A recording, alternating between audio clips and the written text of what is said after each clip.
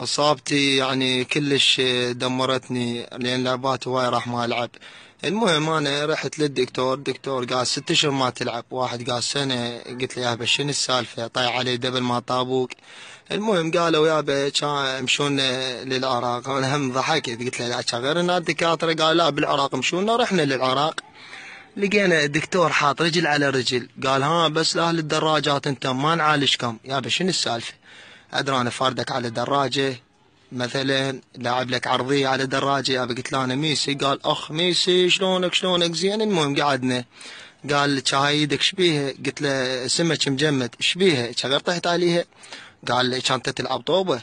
يابا ادري كان نطبق سيراميك غير نلعب طوبه. المهم ظل يسولف وياي وهاي. يابا قلت له انت فضها. قال هذا حبوب راس، وهذا شو اسمه هاي ابرخ خبط. يابا قلت له شنو السالفه؟